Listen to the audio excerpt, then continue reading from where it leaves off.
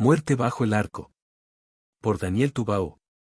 Autor de La narración de James Boscombe y Los últimos de Gidi. Franz Moer repasó con parsimoniosa lentitud la gran estantería, sorprendidamente, sus ojos brillaron satisfechos, extendió la mano y extrajo 2 volúmenes de aquella larga hilera.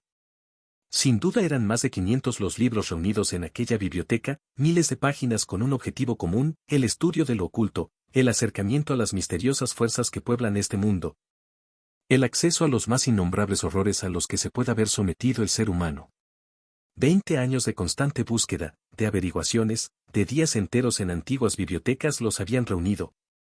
Aquellos volúmenes eran tan solo una escueta representación de los miles que Franz tenía almacenados en su mansión de Hanna. Los de su apartamento eran quizá los más selectos de cuantos poseía y constituían el alimento de su inquisitivo espíritu. ¿Cuántas horas había leído la introducción de Los 8 anillos, de Cagliostro? ¿En cuántas ocasiones se había sumergido en los oscuros parajes de Camino al más allá, del demente tibetano Mara, el tentador? ¿Y cuántas habían sido las horas perdidas en incomprensibles reflexiones acerca de tal o cual afirmación hecha por Masters en su Crónica de lo oculto? Asterisco asterisco asterisco. Crónica de lo oculto, leyó nuevamente Franz Moer en el lomo de uno de los 2 libros que sostenía en sus manos. Después, sus dedos recorrieron suavemente, deleitándose en sus curvas, en sus márgenes, en la tipografía huecada en sus letras, el otro volumen, Chantellier de L. Horreur de L. Casualite, de Auguste Chaix.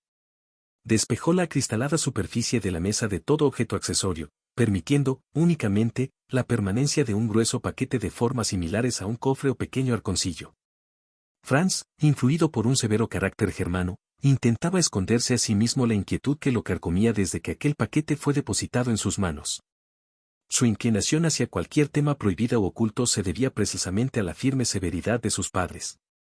Había crecido en un ambiente de total aislamiento respecto a otros niños y la única salida a su forzada introversión la constituían aquellos libros que describían mundos desconocidos repletos de horribles criaturas sumergidas en el caos y que, sin embargo, poseían férreos estamentos, los grandes dioses, los subterráneos, los seres del claroscuro.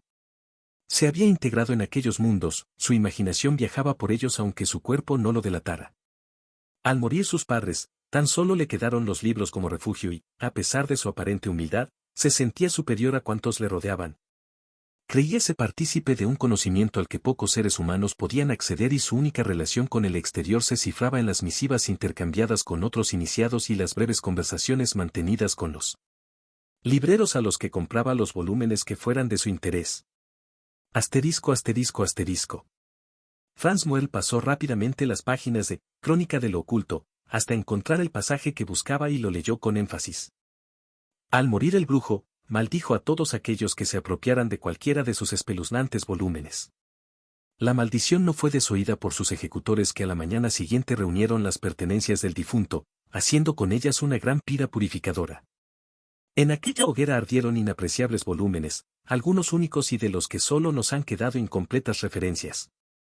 Hay quien asegura que entre ellos se hallaba el Necronomicon, de Abdul Alfarés, en su segunda traducción al latín por el monje templario Magnus. Después tomó en sus manos el otro volumen y repitió idéntica operación.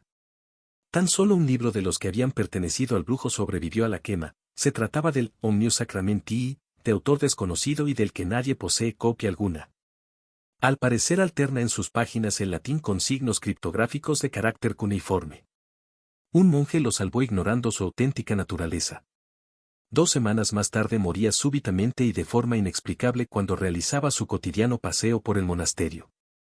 El paradero del misterioso volumen es desconocido, aunque se asegura que todos sus propietarios han muerto en extrañas e inexplicables circunstancias cumpliéndose así la maldición del brujo. Una leve sonrisa marcó los labios de Franz Moer. Por fin había llegado el momento que tanto esperaba, hasta entonces todo había sido un juego a solas con su férreo carácter. En su mente ya se habían reunido todos los datos que podían engrandecer aún más la contemplación de su preciada adquisición. Rasgó con un cortaplumas el envoltorio y ante su vista apareció un libro de gran tamaño cubierto por tapas metálicas fuertemente cerradas con 2 broches de plata. No pudo evitar pensar en el librero que se lo vendiera, el desdichado, tan solo reparó en el aspecto exterior del volumen y en vez de un libro vendió una joya. Ignorando que el contenido de aquella valía 100 veces más de lo que él ingenuamente había exigido. Tras complicadas operaciones y diversas manipulaciones, las gruesas tapas del volumen se abrieron ante la inquieta mirada de su actual propietario que pudo leer en la cubierta de rústica, Omnium Sacramenti. Cuando se disponía a descifrar los caracteres que servían de introducción a la obra, sus manos tropezaron con un amarillento pergamino. Allí, en un latín imperfecto y vulgar, pudo leer la siguiente misiva. Monseñor, en el mes de octubre del presente año y ante las acusaciones de numerosos vecinos del lugar, las autoridades eclesiásticas que se hallan bajo mi jurisdicción arrestaron a Elías Azarat bajo la acusación de brujería. Pese a la reticencia mostrada por el acusado, la posterior investigación concluyó que aquel mantenía pactos con seres infernales, por lo que fue condenado a la hoguera. Repetidamente se le dio la oportunidad de arrepentirse de sus culpas con el misericordioso fin de que, tras las llamas purificadoras, su alma pudiera ascender al reino de los justos. Su férrea negativa no hizo más que demostrar la absoluta putrefacción de su alma. Sus últimas palabras fueron una maldición: yo os maldigo por siempre, dijo, todo aquel que se apropie de mis pequeños templos del saber oculto morirá bajo el arco. La irreverente maldición no hizo efecto alguno en nuestras almas educadas en el temor a Dios. No obstante, al amanecer, nos presentamos en la que había sido mansión del brujo en busca de todo aquello que delatase la presencia del Señor del Mal. Pronto reunimos gran cantidad de repulsivos volúmenes que señalaban claramente la relación que el brujo mantenía con las potencias demoníacas. Aquellos horribles libros constituían sin duda lo que él había llamado pequeños templos del saber oculto, mas no encontramos nada que pudiera revelarnos el significado de las últimas palabras de su maldición. Sacamos de aquel lugar todas las pertenencias del brujo. La que fuera su casa ahora pertenece a Jonathan Liber, hombre de buena fe y probada cristiandad, quien denunciara la satánica naturaleza de Elías Azarat, e hicimos con ellas una gran hoguera. Todos los malignos textos ardieron excepto uno. Yo lo tomé creyendo que se trataba de un cofre, pues sus tapas eran de metal grabado y poseía 2 cierres de plata, lo que confería a todo el volumen el aspecto de una joya. Cuando me percaté de verdadera naturaleza del objeto por mí rescatado, pensé en entregarlo al fuego. Lo intenté en 3 ocasiones y atónito fui testigo de su incombustibilidad. Presintiendo en tal extraño suceso la intervención de fuerzas malignas, pido a su ilustrísima consejo y ayuda. Deseoso de recibir sus instrucciones. Abate de Maynard. En el año de 1776. Asterisco asterisco asterisco. Habían pasado 10 días desde que Franz Muehrle adquiriera el Omnium Sacramenti y, en aquellos 10 días apenas había leído algunas frases del volumen. Pues todo su ser se hallaba inmerso en el único objetivo de averiguar cuál había sido el fin de todos aquellos que algún día poseyeron el libro que ahora obraba en su poder. Visitó el monasterio en que muriera abate y allí le indicaron el lugar exacto en que la muerte le sobrevino, bajo los arcos del claustro. Preguntó también acerca de la suerte que corrió el volumen, pero nadie supo contestarle. En los archivos no aparecía referencia alguna al Omnium Sacramenti. Revisando nuevamente el volumen encontró un ex libris perteneciente a una noble familia de origen húngaro que 50 años atrás se había establecido en Alemania. Curiosamente la villa en que se asentaron no distaba mucho de la que fuera la mansión del brujo. Parecía como si el misterioso volumen quisiera estar cerca del lugar donde fue ejecutado su propietario original. El conde de L. murió 3 semanas después de haber adquirido el volumen, de aquello hacía 10 años. Tras las primeras reticencias, consiguió averiguar las circunstancias que rodearon la muerte del conde. Este, se hallaba en el campanario de la iglesia del pueblo. Estaba solo. Acostumbraba a visitar el campanario todos los días, quizá por su afición a las arquitecturas románicas tan frecuentes en aquella región. Todo se desarrollaba con normalidad hasta que de pronto todas las personas cercanas al lugar fueron sacudidas por un horrible alarido procedente del campanario. En el mismo momento pudieron distinguir algo que cayó sobre la plaza circular en que se hallaba la iglesia. Era la cabeza del conde. En el campanario encontraron el cuerpo del que aún manaba la sangre. En vano buscaron una explicación razonable al singular suceso, pero no encontraron nada ni a nadie. Sin embargo, la cabeza había sido limpiamente separada del cuerpo y las facciones del muerto revelaban, en una mueca disforme, un horror imposible de imaginar. Franz no pudo averiguar nada más, pero sí fue partícipe de un detalle que le sobrecogió: las paredes del campanario formaban arcos en sus 4 puntos cardinales. Tampoco en esta ocasión pudo saber que había sido del Omnium Sacramenti, pero era obvio que no podían ser más de 3 los posteriores poseedores, hasta que él mismo lo adquirió. Repasando los archivos necrológicos, descubrió que 10 años antes había fallecido un tal Eisner Grossenberg en las ruinas de un templo pagano. Causa de la defunción, desconocida.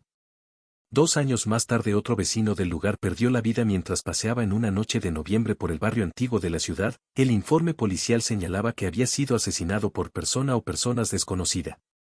En ambos casos la muerte le sobrevino bajo la figura de un arco. Otra persona había muerto en circunstancias misteriosas apenas un mes y medio antes. Aquel hombre debió ser el último poseedor del libro, pensó Franz sin darse cuenta de que paulatinamente se había convencido de la realidad de la maldición. Así que decidió visitar de nuevo al librero que le vendió el volumen que tan profundas raíces había echado en su existencia, para requerir de la información que anhelaba. Asterisco asterisco asterisco. Buenos días, Klaus dijo al entrar en la vieja y destartalada librería. ¿Qué le trae por aquí, señor Moel? No creo que hoy encuentre nada de interés. Hay pocas novedades. El motivo de mi visita es otro, se excusó Franz. Vengo a hablarle del libro que me vendió hace 2 semanas. Bueno, más que del libro, quisiera saber algo de su anterior propietario. Verá, se excusó el usurero, no suelo hablar con mis clientes acerca de la procedencia de mis volúmenes. Claro que siendo usted, añadió aferrando el billete que le tendía su interlocutor. Bien, sabía que llegaríamos a entendernos. Si no me equivoco, el propietario del volumen ya no vive. En efecto, Joseph Liebens era su nombre según creo. Falleció hace un mes, ¿es así? Exactamente, contestó Klaus y prosiguió mirando burlonamente a su interlocutor. No sé qué es lo que desea saber, pues según deduzco por sus palabras, no le falta información. ¿Cómo llegó el libro a sus manos? Eso es lo que quisiera saber. Verá, ya conoce usted mi gran tolerancia para con mis clientes. Joseph Liebens, que en paz descanse, era uno de ellos. Él sentía un gran interés por los mismos temas a los que usted inclina sus apetencias. No era hombre de mucho dinero, pero poseía una gran biblioteca que cuidaba con esmero, se diría que para él era lo único que importaba. Por esta razón, contrajo elevadas deudas que difícilmente podía pagar. Yo mismo le fié en varias ocasiones, aunque de antemano sabía que era improbable que recibiera el dinero que me adeudaba. No comprendo qué relación guarda la situación económica de ese hombre con el libro. Es muy sencillo. Cuando él murió, me acerqué a la que había sido su casa por ver si me podía satisfacer la deuda por algún familiar. ¿No cree usted que me hallaba en mi derecho? El pobre hombre, sin embargo, no tenía pariente alguno, pero me fue permitida la entrada a sus alojamientos. La biblioteca estaba cerrada bajo llave y, según supe después, todos sus libros los legó en su testamento a un amigo, el único que tenía. Tan solo encontré sobre su mesa de estudio el volumen que usted adquirió. La verdad es que no pensé que fuera un libro, más bien pensó, interrumpió Franz Moel, que era un cofrecillo repleto de joyas, y no se le ocurrió otra idea que la de apropiarse de él para satisfacer, de este modo, la deuda que había quedado pendiente. Yo no lo diría así, pero la idea es la misma. Cuando descubrí que no era lo que yo esperaba, decidí devolverlo. Pero finalmente decidió venderlo por ver si así sacaba algún dinero, y, naturalmente, me lo vendió a mí casi en secreto, pues no convenía que el amigo se enterara de que usted se había apropiado de algo que, según legítimo testamento, le pertenecía a él. La verdad es que ese pobre diablo ya no necesita ningún libro, ha perdido la razón y está internado en espera del juicio, pues es el principal sospechoso. Franz salió satisfecho de la tienda. Había averiguado todo cuanto deseaba saber. Tenía en su poder la dirección en que podía encontrar al que fuera amigo de Joseph Liebens y estaba ansioso por conocer los detalles de la muerte del segundo por boca del primero. Asterisco asterisco asterisco. Yo estuve con él la noche en que murió, incluso fui testigo de su horrible muerte, masculló Heinrich Brienfast. Habíamos pasado la tarde en unas ruinas cercanas. Anochecía. Regresábamos a nuestras casas siguiendo el cauce seco del río. Aquella noche Joseph estaba muy animado, algo raro en él, y entre bromas y risas habíamos recorrido ya buen trecho del camino, por lo que me extrañó la extraña actitud que adoptó de repente. ¿No has notado ese ruido?, me musitó nervioso. No, contesté, pues todo a nuestro alrededor era silencio, no he oído nada. ¿Nada?, dijo agarrándome crispadamente del brazo. He ahí lo extraño. No se oye nada, ni el viento ni el lamento de los grillos. ¿No te resulta extraño? Es cierto, contesté reparando en el absoluto silencio que nos envolvía, pero no creo que haya razón para atemorizarse.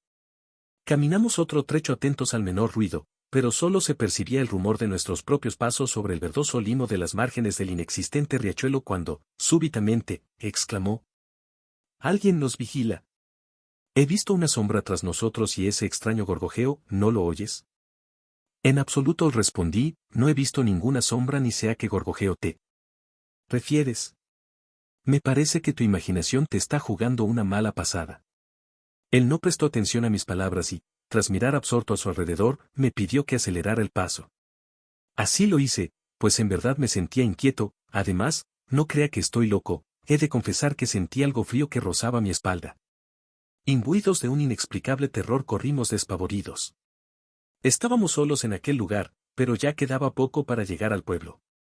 Heinrich tragó saliva y continuó, y entonces, sobre los arcos del puente, apareció una sombra más oscura que la noche y se abalanzó sobre mi amigo. Al borde de la locura contemplé el vano intento de mi compañero por librarse del mortal abrazo de aquel ser. No pudo. Sus últimas palabras fueron: «La maldición, la maldición». La sombra desapareció en la noche y mi amigo cayó al suelo con el cuello partido. Al tocar sus manos las encontré heladas. Estaba muerto. Lo demás ya lo sabe, la policía no dio crédito a mis explicaciones y me calificó de loco. Aunque me hayan encerrado en este lugar, yo sé que aquello sucedió. Mis noches ya no son noches, me es imposible conciliar el sueño después de haber visto aquello y espero la muerte como salvación. Asterisco, asterisco, asterisco. Los arcos del puente, se repitió Franz mientras regresaba a su mansión. Pero al atravesar las calles del pueblo su atención fue desviada violentamente de tales pensamientos para sumergirse en otros más terribles. Por todas partes reinaba un gran alboroto y cuando supo la causa del mismo su rostro empalideció. Klaus, el librero, había muerto de un infarto en la puerta de su tienda. Y aquella puerta, formaba un arco en su cúspide. Atenazado por el miedo corrió a refugiarse en su casa. Una vez a salvo, con las puertas y ventanas cerradas a cal y canto, se planteó fríamente la situación en que se encontraba. Él era ahora poseedor del libro, si la maldición era cierta, de nada le serviría desprenderse de él, pues el librero también lo había hecho y no por eso se salvó de la muerte. Finalmente, en la seguridad de su hogar, la tranquilidad volvió a su mente. Todo habían sido meras casualidades del destino, se dijo intentando convencerse, y si no era así, le bastaba con evitar hallarse bajo la figura de un arco, tendría que estar alerta en todo momento. Mas tampoco sería un gran problema teniendo en cuenta que lo que estaba en juego era su vida. Miró a su alrededor y comprobó satisfecho que las puertas y ventanas eran rectangulares y que el techo se extendía liso y uniforme sobre su cabeza. No había nada que temer. Abrió de nuevo el volumen decidido a enfrascarse en sus páginas, pues hasta aquel momento no había tenido ocasión de hacerlo. Al leer determinado fragmento que describía las fuerzas ocultas que pueblan el mundo, no pudo evitar que un escalofrío recorriera su cuerpo, queriendo atribuirlo al frío, avivó las brasas de la chimenea. Franz Muehl apenas tuvo tiempo para contemplar sobre sí la forma arqueada de la chimenea. Días después, su cuerpo descompuesto, fue encontrada bajo aquel arco sembrando de incógnita su espantosa muerte.